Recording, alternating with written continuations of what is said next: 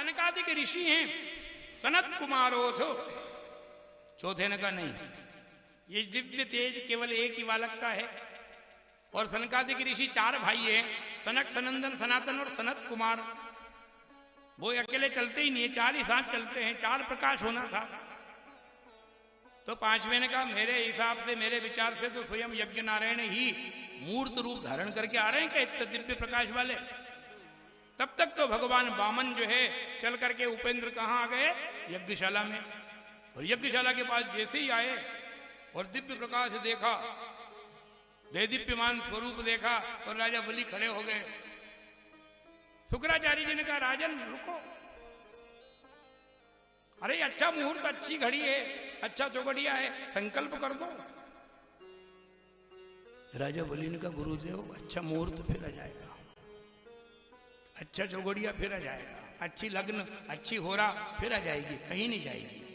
परंतु ये दिव्य स्वरूप वाला जो ब्रह्मचारी मुझे दिख रहा है, पहले जाके इसके चरणों में प्रणाम कर लूं, और चरणों में प्रणाम करने के बाद फिर जो है मैं यज्ञ प्रारंभ करूंगा। शुक्राचार्य जी ने कहा नहीं नहीं, यज्ञ के क्रम में बाधा मत डालो, पहले यज्ञ कर लो। ये आने जाने वाले तो आते जाते रहेंगे, इन आने जाने वालों के चक्कर में अपनी मर्यादा मत तोड़ो। परंतु नहीं माने, राजा बलि खड़े हो गए, शुक्राचार्य जी वर्जित कर रहे हैं। राजा बलि खड़े हो गए और यज्ञशाला से बाहर निकल के क्या बोल रहे हैं, स्वागतम ते नमस्तुभ्यं ब्रह्मन् किम करवामुते, ब्रह्मरसीणां तपस्साक्षान् मन्ये त्वार्यव पुरुधरम्। स्वागतम ते नमस्तुभ्यं ब्रह्मन् किम करवामुते।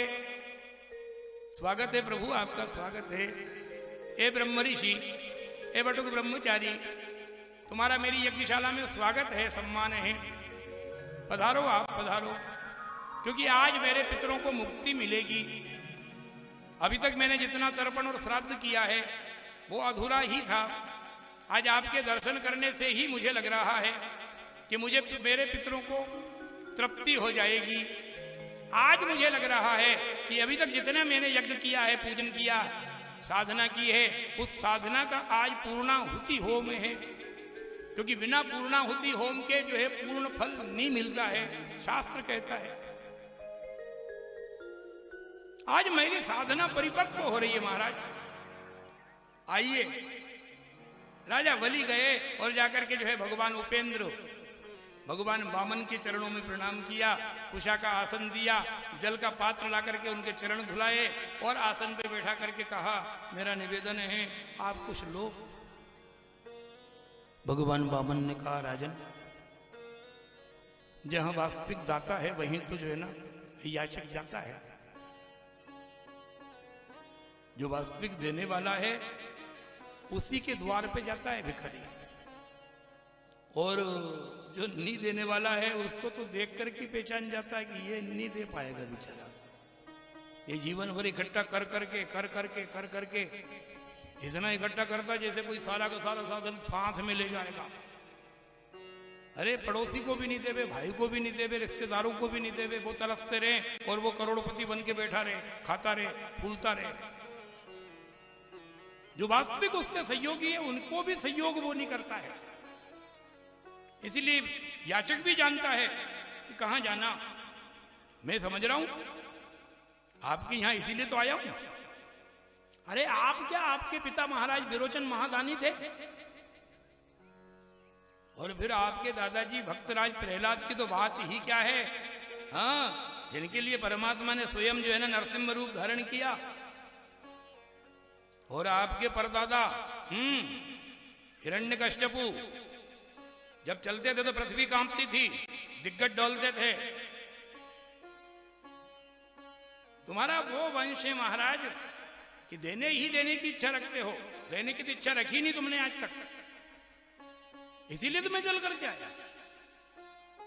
राजा बलि ने कहा बालक तो 7 साल का है और बात कर रहा 7 पीढ़ी की। क्यों, तुमने मेरे दादाजी को देखा?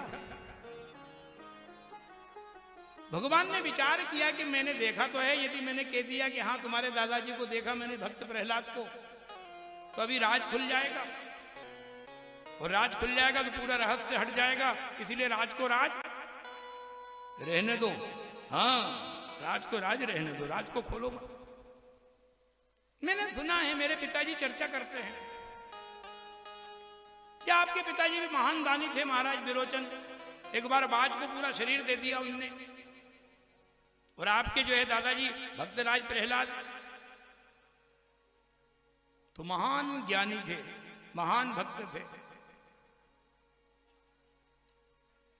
अजात शत्रु थे। ध्यान देना क्या लिखा उन्होंने, अजात शत्रु संसार में केवल दो हुए हैं अभी तक, एक भक्तराज प्रहलाद और दूसरे धर्मराज युधिष्ठिर। शास्त्र कहता है अजात शत्रु केवल दो हुए,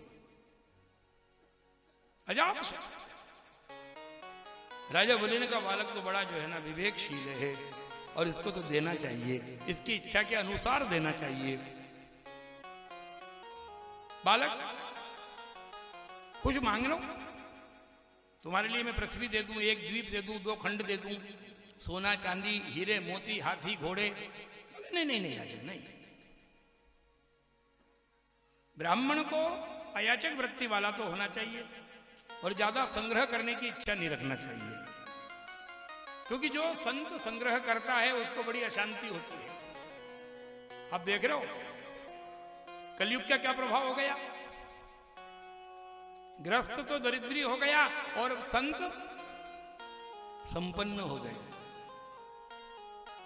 जिनको वैरागी है, वीतरागी है, जिनका नाम ही वेतरागी, कुछ नहीं चाहिए, संग्रह नहीं करना चाहिए, वहां तो वीआईपी व्यवस्था है। हाँ, 400 आश्रम, 500 आश्रम, देख रहे हो आप। और जिनको चाहिए मकान, उनके लिए जो झोपड़ी की व्यवस्था नहीं है, जो परिवार वाले हैं। क्या कारण है? अयम ही युग धर्मस्य वर्तते कस्य दूषणम। ये तो युग का धर्म है। कलयुग में पाखंड की ही पूजा ज्यादा होगी, आडंबरी ही ज्यादा पूजाएंगे, और वो ही ज्यादा से ज्यादा आश्रम बनाएंगे, और ज्यादा से ज्यादा शिष्य बना करके अपना माहौल बनाएंगे। और अंत में परिणाम क्या आएगा? शिष्य रेल में और गुरुजी घूमते रहेंगे, शांति से मिलेंगे, व्यवस्था उनकी। राजन, हमको ज्यादा संग्रह नहीं करना, केवल अपने लिए जो है साधना करने के लिए 3 पांव भूमि चाहिए। कितनी भूमि? 3 पांव। अरे अपने पांव से 3 पांव नाप लो, 3 पांव उत्तर दक्षिण नापो, 3 पांव पूर्व पश्चिम नापो, और उस पे देखो, आनंद से सुखासन लगा के बैठ जाओ। ये जो आप सुखासन लगा के हम बैठे हैं, ये हमारे पांव से 3 पांव ऐसी है और 3 पांव ऐसी है। 1 इंच भी ज्यादा नहीं है, कम भी नहीं। अपने स्वयं के पांव से नाप लीजिए, अनुसंधान कर लो। मुझे स्वयं को अपनी भूमि में बैठ के साधना करना है। राजा बलि ने कहा स्वयं की भूमि हो जाएगी ना, तुम तो 1 द्वीप ले लो। मेरे पास 7 द्वीप 9 खंड हैं, पूरी वसुंधरा मेरी, पूरी पृथ्वी मेरी है। ये 99 यज्ञ भी कर दिए, शोभा यज्ञ कर दूंगा, तो इंद्र का आसन भी मेरा है। अरे राजा बलि से मांगो, 3 पांव जमीन मांगो, शर्म आना चाहिए बालक, तेरे को मांगने का भी ज्ञान नहीं है। भगवान ने कहा हाँ आ गए आप, तू तुकारे पे। व्यक्ति जब तू तुकारे पे आ जावे, समझ लेना उसने अपनी औकात दिखा दी है। अब निश्चित नीचे आएगा ये। तेरे को मांगने का ज्ञान नहीं। भगवान ने कहा मांगने का ज्ञान है या नहीं, आपको देना है तो दीजिए, मना कर दो। अरे दाता से सुम भलो वेगो उत्तर दे, कहां चक्कर में पटक रखा मुझे, मैं जाने दो मुझे। नहीं सुनो क्या चाहिए? बोले 3 पांव। अरे बोले 3 पांव में क्या होगा मेरे भैया? राजा बलि जिसको दान देता है 7 पीढ़ी दूसरे घर मांगने नहीं जाता है, 7 पीढ़ी तक मांगने की व्यवस्था नहीं रहती है, और तुम केवल मांग रहे हो 3 पांव। मुझे लज्जित करना चाहते हो? भगवान ने कहा हाँ लज्जित हो या मत हो, देना है तो 3 पांव, नहीं देना तो मना करो। राजा बलि ने विचार किया बाल हट है, अब बाल हट के आगे राज हट नहीं चलती है, ध्यान रखना। राजा ने कहा ठीक है संकल्प कर दूं, 3 पाँव की चर्चा कर दूं और दान दे दूंगा, ज्यादा दे दूंगा। अब यही हुआ, संकल्प करवा के लूंगा महाराज, बिना संकल्प के नहीं लूंगा, क्योंकि संकल्प सिद्धिस्तु सदैव जायताम, बिना संकल्प के दिया हुआ दान सार्थक नहीं होता है, निरर्थक होता है। और संकल्प करने के बाद यदि दान नहीं देवें तो ज्यादा अशांति दे जाता है, ये भी ध्यान रखना।